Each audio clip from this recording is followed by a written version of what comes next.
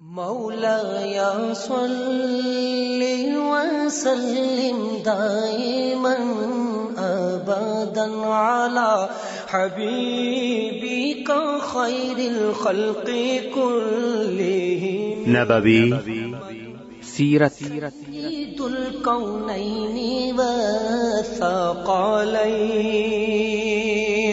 محمد په دې خبرونه کې به تاسو ته د رسول الله صلی الله علیه وسلم د ژوند حالات په تفصیل سره وړاندې شي.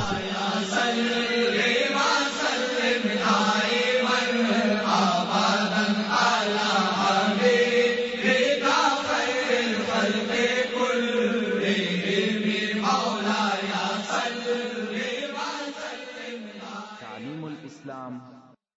أعوذ بالله من الشيطان الرجيم. بسم الله الرحمن الرحيم. إن الحمد لله نحمده ونستعينه ونستغفره ونعوذ بالله من شرور أنفسنا ومن سيئات أعمالنا. من يهده الله فلا مضل له ومن يضلل فلن تجد له وليا مرشدا. اللهم أرنا الحق حقا وارزقنا اتباعه وأرنا الباطل باطلا وارزقنا اجتنابه. أما بعد ورونو پتیره کې موږ هغه پیښه او واقعه بیانول چې سعد ابن ابي وقاص رضی الله تعالی عنه د کفارو څخه یو سړی داسې وواهه چې ویني یې وروبهولې، او دا هغه اولی ویني دي چې په اسلام کې بهول سوي دي. او دا معلومه خبره ده که دا جنگونه اوږده سوي او تکرار سوي وای د مسلمانانو د بربادۍ او هلاکت سبب ګرځي. نو د عقل او حکمت کار دا و چې دغسې ټولنې په پټه او سري ډول سره وسی. اکثره اصحاب کرامو خپل اسلام پټاوه، عبادت، دعوت او ټولنې په پټه کولې، مګر رسول الله صلی الله علیه و آله وسلم په ښکاره سره دعوت کاوه. خپل عبادت یې د مشرکانو په حضور او د هغو په مابین کې کاوه. هیڅ او هیڅ شی د دې کار څخه نسوای منع کولای، فقط د مسلمانانو سره یو ځای کېده او ټولنه په پټه. دا هم د دوی او د اسلام د مصلحت لپاره. نو د ارقم ابن ابي الارقم کور چې د صفا پر غونډۍ وو او د مشرکانو د سترګو او د مجلس د ځای څخه ګوشه او نهام وو. رسول الله صلی الله علیه و آله وسلم دغه کور د دعوت مرکز او د مسلمانانو د اجتماع، تعلیم او ټولنو ځای ګرځولی وو. ارقم ابن ابي الارقم چې نوم یې عبد مناف ابن اسد دی او قریش دی، لسم نفر دی چې مسلمان سوی دی. ورونو و مسلمانانو ته عذابونه او ازارونه ورکول د بعثت د څلورم کال په مابین یا په آخر کې شروع شو. خو په شروع کې دا عذابونه سپک او خفیف وو، مګر ورځ په ورځ او میاشت په میاشت سختېده او زیاتېده، ترڅو چې د بعثت د پنځم کال په نیمایي کې دونه ډیر شدید او ډیر سخت و چې تر تحمل او زغملو ووته. مسلمانان دې ته مجبور شول چې یو داسې حیله وسنجوي چې دغه دردناک عذابو څخه خلاص شي. په دغه سخت حالاتو کې سورة الكهف نازل شو چې په هغه کې د داسې سوالو جوابونه و چې مشرکانو د رسول الله صلی الله علیه و آله وسلم څخه کړي و. مګر په دې صورت کې درې قصې هم وې چې په هغه کې د الله جل جلاله د طرفه و خپل مؤمنو بندگانو ته واضحه اشاره وې. اول د اصحاب کهف په قصه کې دا لارښوونه وه که کم وخت څوک پر خپل دین وبیریږي نو د کفر او ظلم د ځای څخه هجرت وکړي. الله عز وجل د سورة الكهف په 14 نمبر آیات کې فرمایي وَإِذِ اعْتَزَلْتُمُوهُمْ وَمَا يَعْبُدُونَ إِلَّا اللَّهَ فَأْوُوا إِلَى الْكَهْفِ يَنشُرْ لَكُمْ رَبُّكُمْ مِنْ رَحْمَتِهِ وَيُهَيِّئْ لَكُمْ مِنْ أَمْرِكُمْ مِرْفَقًا. یعنی کله چې تاسو د دغه مشرکانو څخه او د هغو د بوتانو څخه چې دوی عبادت کوي ګوشه او پر یوه طرف سواست نو تاسې په هغه غار کې ځای ونیسئ. ستاسې رب به و تاسې ته خپل رحمت نشر کې او ستاسې د کار جوړولو او گزارې کولو او خوشحالي اسباب به درته مهیا او اماده کې. دا خبره اصحاب کهف په خپل مابین کې سره وکړه. ویل څرنګه چې موږ د مشرکانو د دین څخه جلا یو نو په گزاره کولو کې هم باید د دوی څخه جلا سو، او څرنګه چې د دوی د باطلو معبودانو څخه جلا یو نو باید د هر طرفه یې ورسره وشکو. دوهم د موسی او خضر علیهم السلام قصه پکښه چې د هغې څخه بیا دا معلومېده چې د حالاتو نتیجه همیشه پر ظاهري قسم نه وي بلکې ډېر ځله کار د هغه پر عکس وي چې ته په ظاهر سره ویني. په دې کې دا نرمه او لطیفه اشاره و چې دغه جنگ چې نن ستاسې پر ضد روان دی ډېر ژر به سرچپه او عکس واوړي او دغه مشرکان که ایمان را نوړي ستاسې د لاسه به شپې پر آرامه نشي تېرولی. دریم د ذوالقرنین د قصې نتیجه دا وه چې مځکه د الله جل جلاله ده، حاکمیت او خلافت یې هغه چاته ورکوي چې د ده جل جلاله خوښه وي، او کامیابی د ایمان په لار کې ده نه د کفر. او د مځکې د خلافت هغه څوک حقدار دی چې د الله جل جلاله صالح بندگان وي. او بیا سورة الزمر نازل سو چې په هغه کې و هجرت ته اشاره و. الله عزوجل د سورة الزمر په 10 نمبر آیات کې فرمایي للذین احسنوا فی هذه الدنيا حسنه وارض الله واسعه انما يوفى الصابرون اجرهم بغیر حساب. یعنی هو هغه کسانو ته چې په دې دنیا کې په تعثر نیکی کړې ده په آخرت کې نیکی سته چې جنت او د الله جل جلاله رضا ده او د الله جل جلاله مځکه پراخه ده او بشکه چې وصابرانو ته به به حساب اجر او ثواب ورکول سي. او رسول الله صلی الله علیه و آله وسلم ته دا ور معلومه و چې هلته په حبشه کې یو عادل پاچا دی چې نوم یې اسحمه النجاشي چې د هغه په ملک کې څوک پر چا ظلم نشي کولای. اوس چې رسول الله صلی الله علیه و آله وسلم دغه تکلیف او آزارونه ولیده چې قریش مسلمانانو ته ورکوي، حتی اوس کفارو د زبیر ابن العوام، د سعد ابن ابي وقاص، عثمان ابن عفان په آزارولو شروع وکړه. حتی ابو بکر صدیق رضی الله تعالی عنه ته تکالیف او آزار ورکوي چې دا ټول د قریشو د محترمو کورنیو او سردارانو څخه.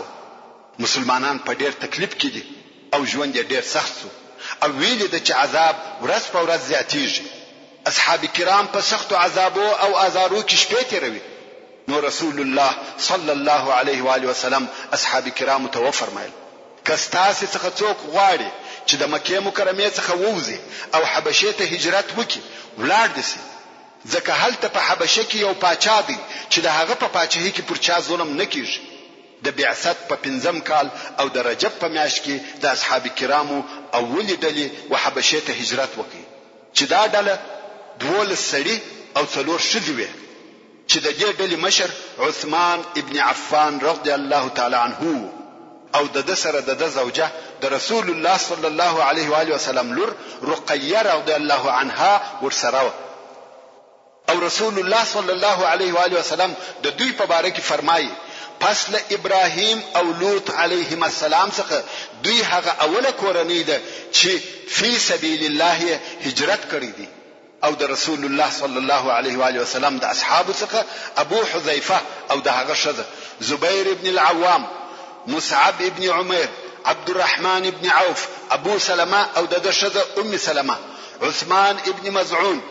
مقصد ټوله 12 نفر و چې هجرت یې وکړي. دغه خلقو د قریشو د بیري د شپې په تاریکه کې د مکې مکرمې د شار څخه ووته، څو و دریاب ته ورسېده او هلته په کشتۍ کې سپاره سو، څو حبشې ته ورسېده. قریش چې د دوی په هجرت خبر سو پسې ور ووته.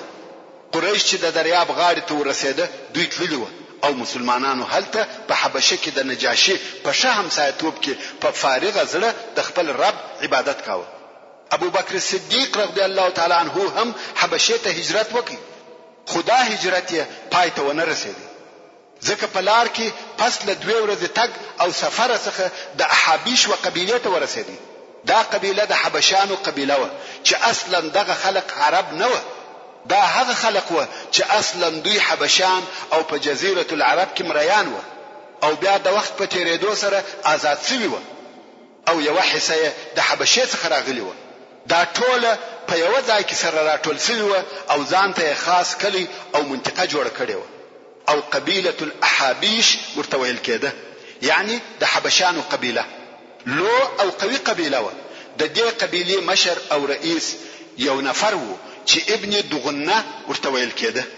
ابن دغنه چې ابو بکر صدیق رضی الله تعالی عنه ولیدي ویل د خیر یا ابا بکر، د ویل حبشې ته ځم. ابن دغنه ویل ولی او د چی د پاره؟ ابو بکر صدیق رضی الله تعالی عنه ویل هجرت کوم، قوم آزار او تکلیف را کوي. ابن دغنه ویل یا ستا په مثل سړی باید هجرت ته نسی مجبوره. ته د خپل قوم د سردارانو څخه یې، ته پر خپل قوم مهربانه یې، غریبانو ته ډوډۍ ورکوي، د ضعیفه کومک کوي، د میلمه عزت کوي. دوی څنګه تا ته تکلیف او آزار درکوي؟ ته باید هجرت ونه کې. بیرته راځه چې دواړه مکې مکرمې ته ولاړ سو او زه تا ته جوار او امان درکوم. ورونو، د جوار کلمه زموږ په وروسته بیان کې ډېره ذکر کیږي. د پاره د دې چې وویونکو او اوریدونکو ته دغه کلمې د معنا په سبب مشکلات نسی پیښ، نو به اوس دغه لفظ مفصله ترجمه وکړو او بیا یې وراګرځولو ته ضرورت نشته. تاسو یې هم ښه په یاد ولرئ. په عربو کې د ژوند طریقه د ځنګله قانون وو چې هر زورور به کمزوره خوړی، بې قومه او بې قبیلې نفر هلته ژوند نسوای کولای. هر چا به د خپل قبیلې په مابین کې ژوند کاوه. که څه هم یوې قبیلې په خپل مابین کې داخلي اختلافات درلوده، خو نورو د باندنوي قبیلو ته په اتفاق وو. کچيري د نورو ځایو څخه یو څوک راغلی وای، هغه چا په عربو کې انفرادي ژوند نسوای کولای، ترڅو چې یوې قبیلې وهغه ته جوار او امان نه وای ورکړي، یعنی د هغه ساتنه پر ذمه نه وای اخیسته. نو به یوې قبیلې په ښکارا او واضح ډول اعلان وکړي چې دغه نفر زموږ په جوار او ساتنه کې دی. بیا نو نورو قبیلو تعرض نه پرکاوه.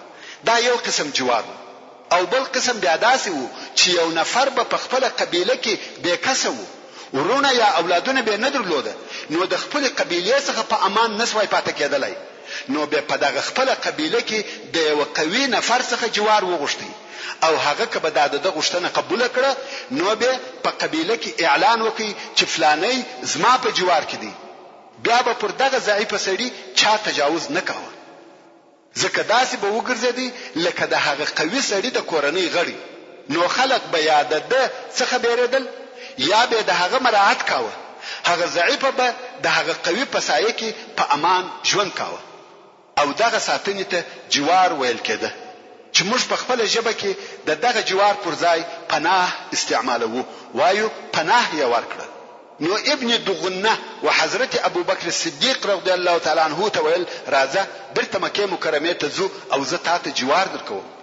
دوی دواړه مکې مکرمې ته راغله او ابن دغنه د کعبې شریفې سره ودرېدی او د قریشو په مابین کې په لوړ आवाज نارې کړه: ابو بکر زما په جوار کې دی، که څوک آزار او تکلیف ورکي هغه د حبشانو د قبیلې څخه پر آرامه نسی پاتې کېدلی. دا خبر وټول قریشو ته ورسېدی او حضرت ابو بکر صدیق رضی الله تعالی عنه د ابن دغنه په ساتنه او جوار کې سو څوک کار نه پلوي. ابو بکر صدیق رضی الله تعالی عنه د خپل کور سره یو ځای جوړ کړی وو، هلته المنځ کاوه او قران مجید به وایي، حتی د کعبې شریف سره به قران کریم وایي. پر قریشو دا کار ډیر تکلیف سو او ډیر په عذاب سو، خو منع کولای هم نسی، ځکه دی د ابن دغنه په جوار کې دی او د قران مجید ویل او اوریدل هم نسی زغملای. نو څو نفر قریش و ابن دغنه ته ورغله، ویل تا ابو بکر ته جوار او امان ورکی، موږ څه ونه ویل مګر دا چې دی د کعبې سره ناست وي او زموږ خدایانو تشکنزل او بدویل کوي، پر دې صبر نسو کولای. ابن دغنه چې هم کافر او مشرک وو و ابو بکر صدیق رضی الله تعالی عنه ته ورغلی، ویل ما تا ته جوار او پناه د دې لپاره درکړه چې د قریشو د آزار څخه دی وساتم، نه د دې لپاره چې ته دوی او د دوی خدایانو ته بد وای. ابو بکر رضی الله تعالی عنہ ویل ما نشکنزل او نه بد ویل کړی دي زه فقط قران وایم. ابن دغنه ویل یا زما په جوار کې چې قران بنوای. حضرت ابو بکر صدیق رضی الله تعالی عنہ ورته ویل ما ستا جوار برته وتا ته درت کړی دي او زه خوشم چې د نور مسلمانانو په مثل په تکلیف او آزار کې يم نستا په جوار کې. ابن دغنه برته خپل قبيله ته ولاړی او ابو بکر رضی الله تعالی عنہ په مکه مکرمه کې بیل جوار پاتس. دا د ابو بکر صدیق رضی الله تعالی عنہ د نه هجرت کولو سبب کنه دی رضی الله تعالی عنہ هم په شروع کې د هجرت د پاره رهیسو. په دغه وختو کې چې رسول الله صلی الله علیه و آله وسلم او دغه اصحابو ته تکلیف او آزار ورکول کېدی نو د مسلمانانو هجرت وحبشه ته زیاتېدی. د مسلمانانو ډېر نفر وحبشه ته تل او د نجاشي په پاچاهي کې ژوند کاوه. ترڅو چې دغه کوچنی واقعه پیښ شوه او په حبشه کې د مهاجرینو پر ژوند تاثیر وکړي. هغه دا چې په مکه مکرمه کې د سوره النجم آخري آیاتونه پر رسول الله صلی الله علیه و آله وسلم نازل شو. نو دغه د بعثت د پنځم کال د روزې په میاشت کې رسول الله صلی الله علیه و آله وسلم و حرم شریف ته راووتی او هلته د قریشو ډیره لو ډله ناسته و چې په دوی کې د قریشو مشران او سرداران هم و او رسول الله صلی الله علیه و آله وسلم ورته ودرېدی او د سوره النجم په ویلو شروع وکړ.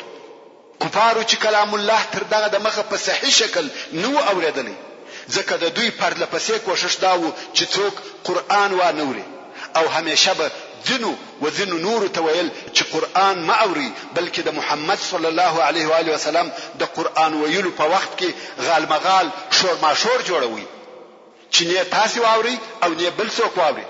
لکه څنګه چې الله عز وجل د سوره حامیم السجده یا فصلت په 16 نمبر آیات کې فرمایي وقال الذين كفروا لا تسمعوا لهذا القرآن والغوا فيه لعلكم تغلبون. یعنی هغه کسان چې کافران سوي دي وای کوم وخت چې محمد قرآن وای غوږ مورته نسی او غالمغال شور جوړوي شاید چې په دغه طریقه تاسو پر محمد صلی الله علیه و آله وسلم غالب سي.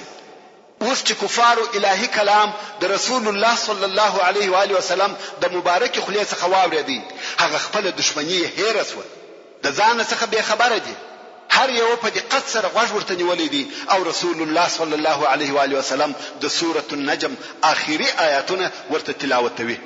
اعوذ بالله من الشیطان الرجیم بسم الله الرحمن الرحیم وانه هو اضحك وابكى وأنه هو أمات وأحيا وأنه خلق الزوجين الذكر والأنثى من نطفة إذا تمنى وأن عليه النشأة الأخرى وأنه هو أغنى وأقنى وأنه هو رب الشعرى. څو سجده و آیات ورسېدي فاسجدوا لله واعبدوا. پس لو ویلو دغه آیات رسول الله صلی الله علیه و آله وسلم سجده وکړه. کفار چې دغه آیاتو تر تاثیر لاندې راغلي و د ټولو څخه به اختیار سجده وسوه. کفار دغه آیاتو د عظمت او بلاغت تر تاثیر لاندې سو حق او بلیغ کلام الله یې واوریدي.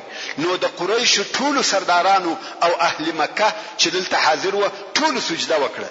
بیله و ضعیفه سپینجری او بدبخت سړي چې هغه سجده و نکړه فقط خاورې د مځکې څخه راپورته کړې پر سر یې واچولې یا په تندې پورې ومشلې ویل مال را دغه بس او کافی دي. مګر د قریشو سردارانو سجده وکړه. هغه کار ځنی پیښو چې دوی د هغه د منع کولو د پاره په کلو ډیر کوششونه کړي و. کم وخت چې قریش ولیده چې د محمد صلی الله علیه و آله وسلم خبري دونه تاثیر لري چې حتی دوی هم د هغه تر تاثیر لاندې راغله او خبره تر دې ځای ورسېده چې دوی هم سجده وکړه.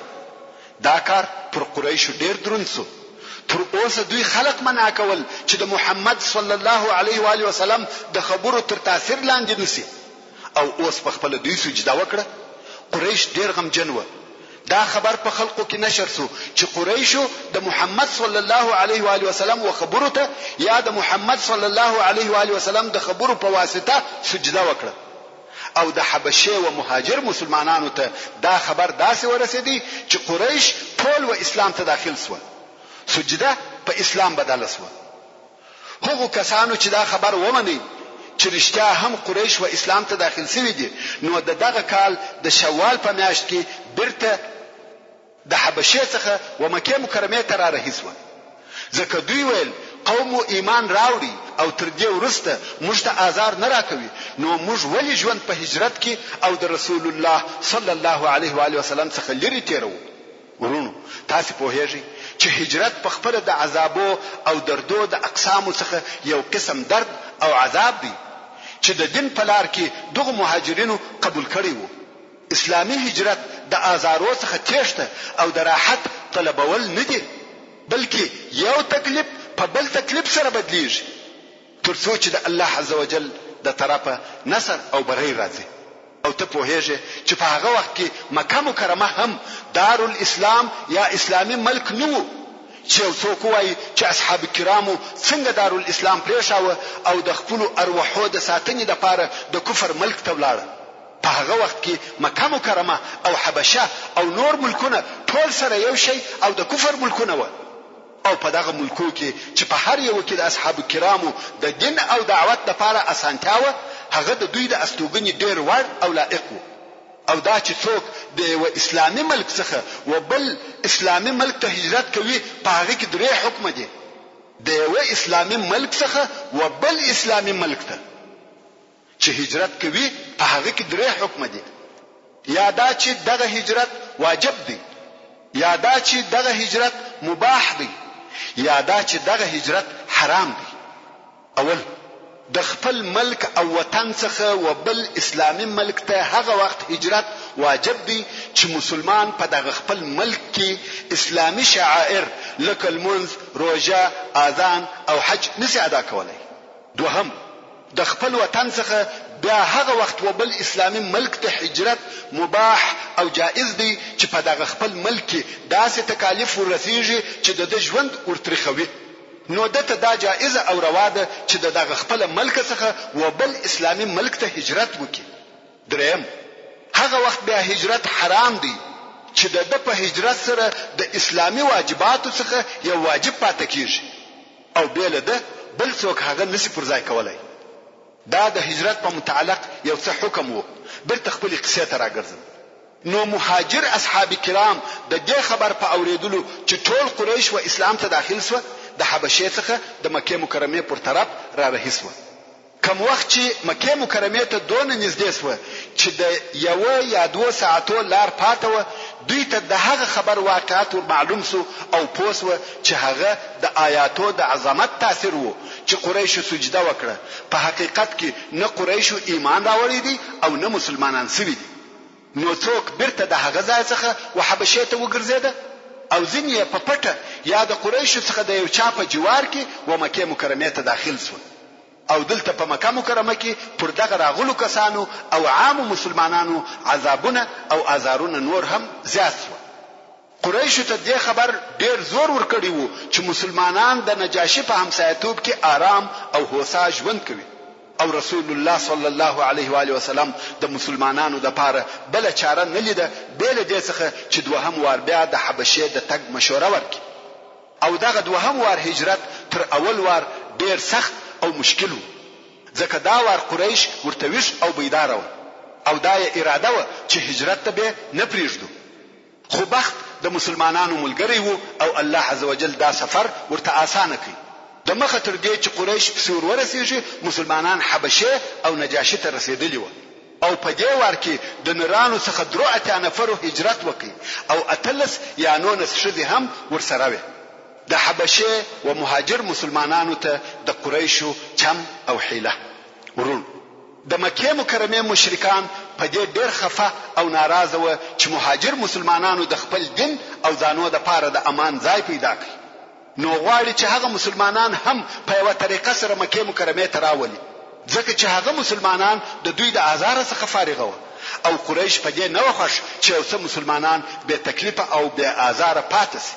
نو قریش د خپل سردارانو څخه 2 قوي او هوشار نفر اختیار کړ چې دا به حبشه ته ځي او هلته به نجاشي په دې راضي کوي چې دغه مهاجر مسلمانان بیرته مکه مکرمه ته ولېږي چې دغه دوه نفر یو یې عمرو ابن العاص او بل یې عبد الله ابن ابي ربيعه دغه دواړه په دغه وخت کې نو مسلمانان شوي نو قریش په خپل مابین کې مشوره وکړه چې کومه هدیه او سوغات باید نجاشي او د هغه درباریانو ته ولېږي چې هغه په خوشاله سي او د غزموش غوښتنه قبول کړي ځینو وویل چې د نجاشي د څرمنې څخه جوړ شوي شیان ډېر خوښ دي او قریش هم دغه د څرمنې شیان د شام څخه راوړي وو ښه ښایسته چرمي شیان یې درلوده نو یې دغه چرمي شیانو څخه ډېر سوغاتونه د نجاشي او د هغه د وزیرانو او درباریانو د پاره سره یو ځای کړ څرنګه چې نجاشي نصرانی وو او حبشه هم د نصرانیت پر دین وو نو یې د نصاراو علماو ته هم هدیه او سوغاتونه ورسره واخیسته دغه دوه نفره د هدیو او سوغاتو سره وحبشه ته ورسېده د مخه تر دې چې نجاشي ته ورسي د هغه په درباریانو وزیرانو او حاضر باشانو شروع وکړه هغه ته هدیه او سوغاتونه ورکړه معلومه خبره ده چې هغه هم په دغه سوغاتو ډېر خوشاله شو او بیا یو دغه درباریانو ته وویل دلته په حبشه کې زموږ د قوم خلق اوسېږي چې د مکې څخه هجرت را کړی دی او یو نوې دین یې راوړی دی چې نه زموږ په دین دی او نه ستاسو په دین دی د دې خبرو څخه مقصد دا و چې دغه درباریان د مسلمانانو څخه ناراضه او ورته په قهر شي او ویل موږ غواړو چې د نجاشي سره په دغه باره کې ووینو او خبرې ورسره وکړو درباریان ویل بالکل کولای شي څنګه چې دا خلک ستاسو قوم دي تاسو حق لرئ چې د هغو په باره کې د نجاشي سره خبرې وکړئ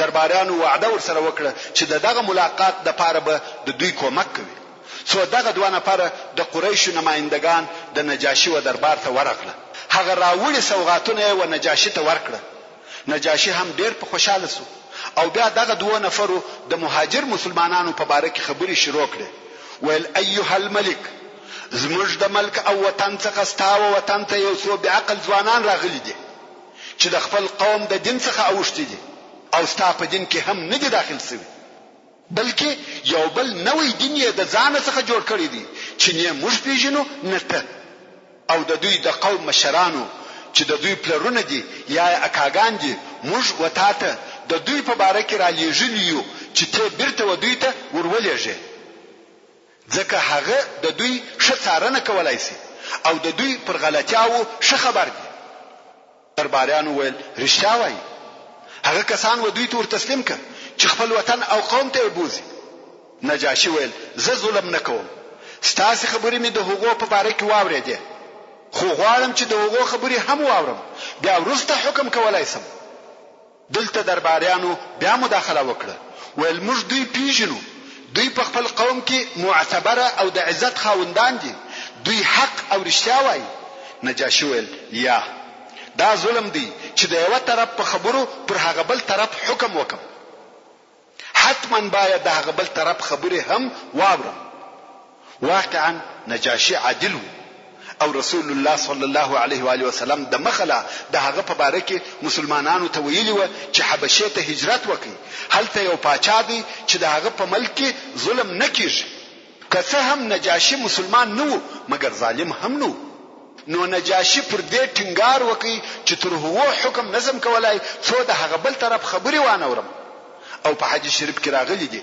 که یو سړی درته راغلی او یو سترګې د لاس ور کړی و او د یو نفر څخه شکایت کاوه چې هغه دغه سره وکړه ته به د په فائدہ حکم نه کوي ترڅو چې هغه بل مقابل نفر ونه ویني شاید چې د هغه دواړه سترګې د بینه تللی وي بیا نو څوک ظالم دی د دې حدیث شریف مقصد دا دی چې پر حکم کولو تلوار مکوه او ځان په موضوع صحیح خبره وه نو نجاشي هم پر خپل خبره ټینګ سو ویل زه باید د هغو خبرې هم واورم درباریانو هر څه کوشش وکړي چې نجاشي دغه دوه نفرو د غشتنې سره سم حکم وکړي مګر نجاشي وایي تر هغو چې زه د مسلمانانو خبرې وانورم دا امکان نه لري چې حکم وکم نجاشي امر وکړي چې مسلمانان راولي مسلمانانو ته چې وویل سو چې نجاشي غوښتي یاست نو یې په خپل مابین کې سره وویل هر څه چې پیښیږي خو موږ باید رښتیا ووایو او د خبرو کولو د پاره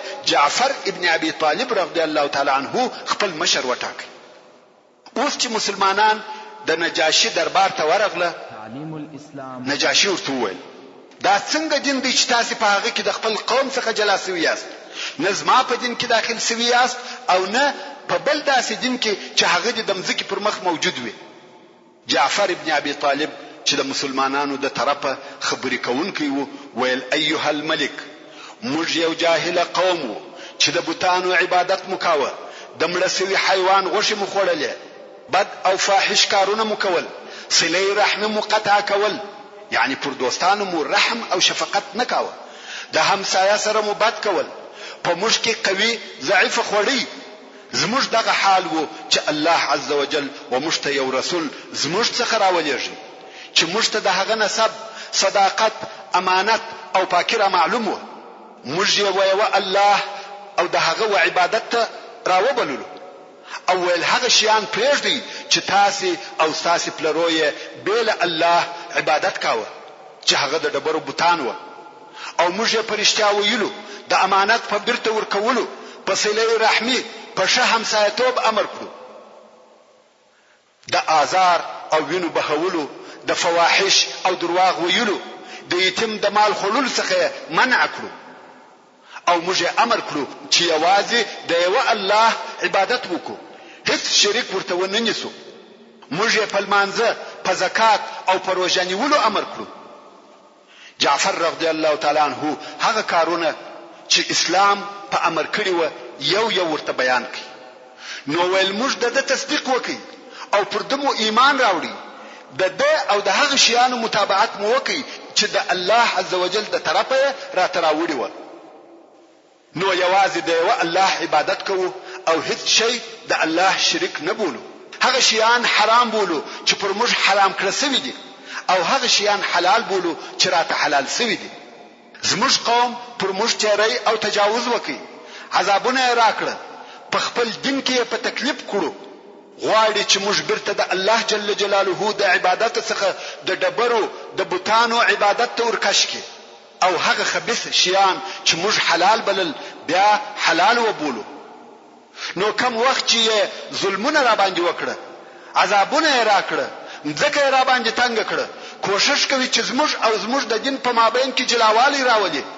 نو موږ ستا و مملکت ته راغلو، ته مو تر نورو خوښ او اختیار کړې، ستا جوار مو زړه وغوښتي، او دا مو امید دی چې ستا په ملک کې ظلم را باندې ونسي.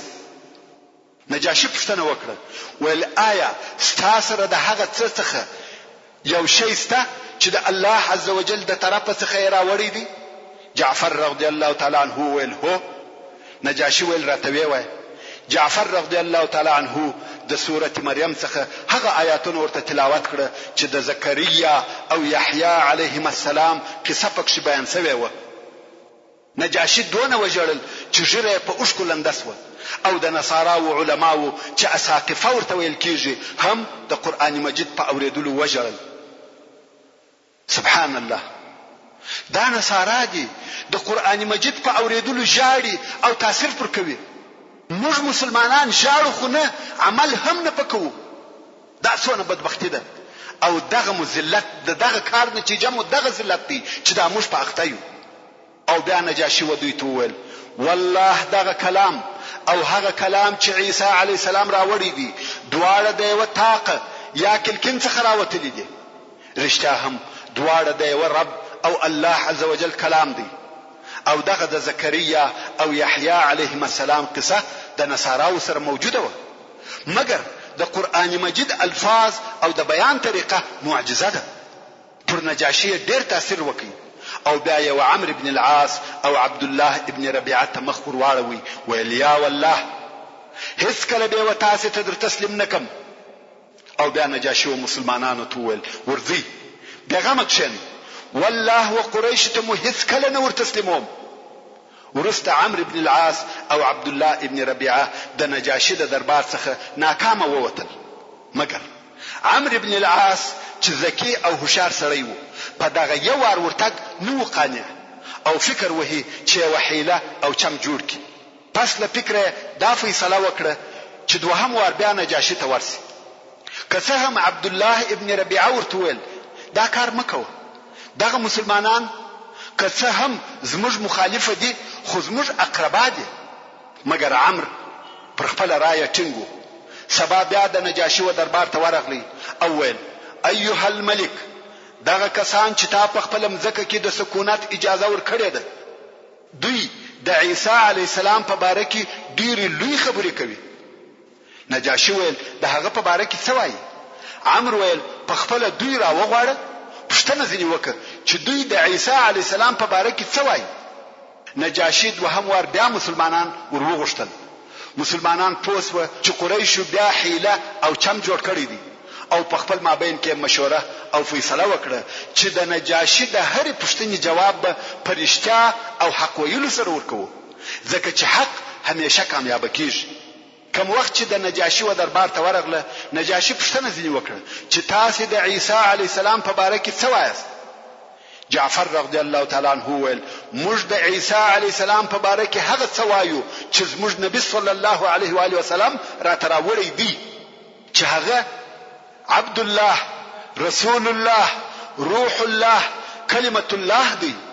هغه چې د مریم العذراء البتول په نس کې بیل پلار اچولې دي. او بیا یې د سوره المریم د 14 نمبر آیات څخه تر 14 نمبر آیات پورې ورته تلاوت کړه چې په دغه آیاتو جعفر رضی الله تعالی عنه د عیسی علی السلام قصه پای ته ورسول. او په دې آیاتو کې دا واضحه او ښکاره ده چې د عیسی علی السلام پیدا کېدل فقط یو الهي معجزه ده چې به پلار د مور څخه پیدا سو، او عیسی علی السلام په خپل خدای نه دی. او کم اختلاف چې نصارا د په باره کې کوي چې العیاذ بالله څوک خدای یا د خدای زوی بولي، دا ټول بشري او د انسانانو اختلاف دی. خو په حقیقت کې عیسی علی السلام هغه شی دی چې الله عزوجل په خپل کتاب کې ذکر کړی دی چې عبد الله او رسول الله دی، د مور څخه به پلار پیدا شوی دی. کوم وخت چې جعفر رضی الله تعالی عنه د آیاتو د ویلو څخه فارغ سو، نجاشي وویل الله اکبر، او د مځکې څخه یو خاشه را پورته کړه ویل والله عیسی تر دغه چې تا وویل دغه یو خاشه فرق نه درلودي، یعنی بنده او د الله رسول دی، او پیدایش دی په دغه معجز ډول سره وو. هغه درباریان چې د نجاشي په مجلس کې حاضر و او د هغو عقیده دا و چې عیسی په خپل الله دی، هغو مخالفت ښکاره کړي. نجاشي ورته وویل که څه هم تاسو مخالفت کوئ بیا هم والله عیسی د دوی د بیان څخه یو خاشه فرق نه لري او نه درلودي. او نجاشي امر وکړي چې مسلمانان دی ولاړ سي په امن او بیغمی کې دي ژوند کوي او هیڅوک به آزار نه رسوي. او خپل درباریانو ته وویل د دوی دوه هدیه بیرته ورکړي، زه هغه ته ضرورت نه لرم. الله عزوجل زما څخه رشوت نه دی اخیستی چې زما پاچاهي بیرته ما ته راکړه، زه اوس په خپل پاچاهي کې رشوت واخلم. ام سلمہ رضی الله تعالی عنها چې دغه قصې روایت کوي وایي چې بیا نو دغه دوه نفر د نجاشي د دربار څخه په بد مخ راووته او هغه هدیه چې دوی راوړي وي بیرته ورکول شوه، او موږ د نجاشي سره په شه همسایتوب کې وخت تیراوه. اوس به اول په حبشه کې د نجاشي سره ورستنی واقعات درته بیان سي، او بیا به د قریشو تر ناکامه سفر وروسته د قریشو نور فیصله او اقدامات درته بیان سي. په دې خبرو سره چې د نجاشي او د هغه د درباریانو په عقیده کې اختلاف ښکاره او پیدا سو چې نجاشي عیسی علیه السلام د الله بنده او رسول باله، او درباریانو عیسی علیه السلام په خپل رب باله. درباریان د قومو او قبیلو هغه مشران دي چې همیشه به د نجاشي په دربار کې حاضر و. نو د پاچا او درباریانو د عقیده د اختلاف په سبب په حبشه کې فتنه شروع شوه. درباریان په دې واقعا ډېر خفه دي چې نجاشي ولې د دوی د عقیده څخه مخالفه خبرې کوي. مګر نجاشي عالم و، یوازې پاچا او امیر نو بلکې د نصاراو ډېر لوی عالم هم و. هغه په انجیل کې معلومات درلوده او هغه ته د عیسی علی السلام په باره کې صحیح معلومات و. نو خود د پاچا او درباریانو په مابین کې اختلاف زیاتېدی. او په دغه وختو کې به نجاشي د جعفر رضی الله تعالی عنه سره ملاقاتونه کول، او جعفر رضی الله تعالی عنه به اسلام او د هغه احکام وشول. څو نجاشي په پټه مسلمان سو او پر رسول الله صلی الله علیه و آله وسلم یې ایمان راوړي او د قران مجید نوشته به د جعفر رضی الله تعالی عنه څخه د زده کولو لپاره اخیسته. په دغه وختو کې د پاچا او درباریانو اختلاف نور هم شدید سو. نجاشي ولیده چې د درباریانو د اختلاف په سبب یې پاچاهي ضعیفه کیږي، نو یې یو ورقه چې قران مجید پر لیکل شوی وو تر خپل کالو لاندې پر زګر کښېښود او بیا یې ټول درباریان راټول کړه او ورته ویل تاسو ته څه پېښه ده؟ وینمو چې په فتنه او بې اتفاقی اخته کېږي. درباریان ویل ته د عیسی علی السلام په باره کې داسې خبرې کوي چې زموږ د عقیدې څخه فرق لري. نجاشي ویل تاسو د عیسی علی السلام په باره کې څه وایاست؟ درباریان ویل موږ وایو چې عیسی علیه السلام د الله زوی دی، العیاذ بالله. نجاشي لاس پر زګر کښېښاوه ویل زه پر دغه یم. مقصد یې هغه قرآن وو چې د تر کالو لاندې ایښی، مګر په ظاهره هغو ته داسې ښکاره شوه چې زه ستاسې سره پر دغه خبره یم او قسم یې یاد کړي چې زه پر دغه یم. موضوع یو څه سړه شوه، مګر بیا هم ځینې درباریان په شک او تردد کې دي او وضع پوره نه آرامیږي. څو د حبشیانو یو قومي مشر د څو نفرو درباریانو سره یو ځای سو او د لشکر د مشرانو څخه هم څو نفره د ځان ملګری کړه او د نجاشي پر ضد یې د جنگ اعلان وکړ. د نجاشي لشکر پر دوه حصے وویشل سو، یو ډله د مخالفینو او بل ډله د نجاشي ملګری و. د نجاشي او مخالفینو په مابین کې جنگ شروع شو. د جنگ میدان د ویلو او بردار ولې پر غاړه و چې نهر ورته وایي او مسلمانان د نهر پر دغه بل غاړه اوسېده. جنگ یې لیدی، مګر د جنگ نتیجه او د یو طرف کامیابی نه ورته معلومېده.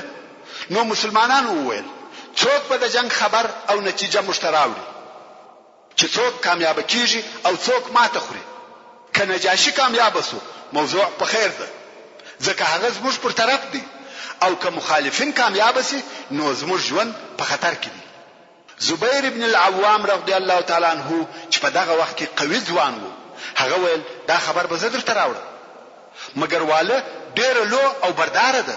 څوک وایي دغه واله بحر نیل وو. زبیر ابن العوام د اوبو یو ځای خالقي او بیا یې په هوا ډکې وې پړساوه، اوبو ته ورواچاوه، لاسونه یې پورې ونیول، په اوبازې شروع وکړه څو د ولې هغه بل طرف ته ورسېدی او هلته د جنگ حالاتو ته ګوري. په نتیجه کې د نجاشي لشکر کامیاب سو او مخالفینو ماته وخوړه.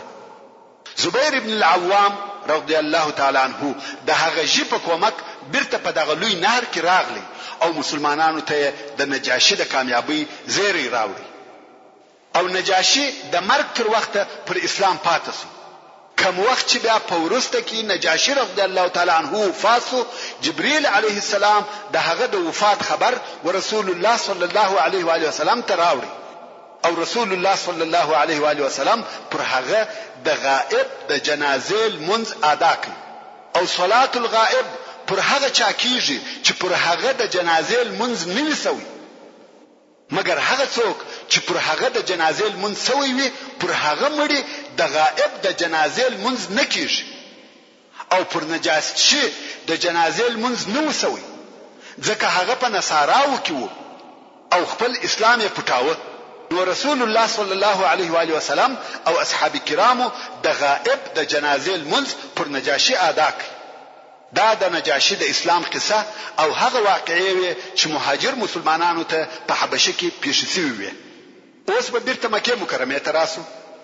کوم وخت چې عمرو ابن العاص او عبد الله ابن ربيعه د حبشه د ناکامه سفر څخه مکه مکرمه ته راغله او د قریشو هغه چم او حیله کوم چې دوی د مهاجر مسلمانانو د پاره جوړ کړي و بے فائدې او بے معنا وګرځیدل. قریش پوسوه چې دوی تر خپل حدود د باندې څه نسی کولای او دلته په مکه مکرمه کې هم د دوی ژوند تریخ دی. دا حال نور نسی زغملای. نو یو ډېر خطرناکه مشوره وکړه، ویل موږ د دې شر څخه نسو خلاصېدلای تر څو چې محمد صلی الله علیه و آله وسلم په تمامه معنا د دعوت څخه منع نکو او یادا چې وی وژنو. خدا کار د دوی په واسه نه دی پوره ځکه ابو طالب د قریشو او د رسول الله صلی الله علیه و آله وسلم په مابین کې ولاړ دی او د محمد صلی الله علیه و آله وسلم پوره ساتنه کوي. نو یا دا خوښه وبلل چې د ابو طالب سره په دې باره کې جدي خبرې وکړي. نو د قریشو مشران او سرداران د دوهم وار د پاره ابو طالب ته ورغله. ویل یا ابا طالب ته په موږ کې مشر د شرف او مقام خاوند دی. موږ د مخه ستاسو خو وغوښته چې وراردي د دعوت او دغه بې ځای خبرو څخه منع کړه، خو تا نه کوي منع. نور نو د قریشو په مابین کې فتنه ما جوړوه.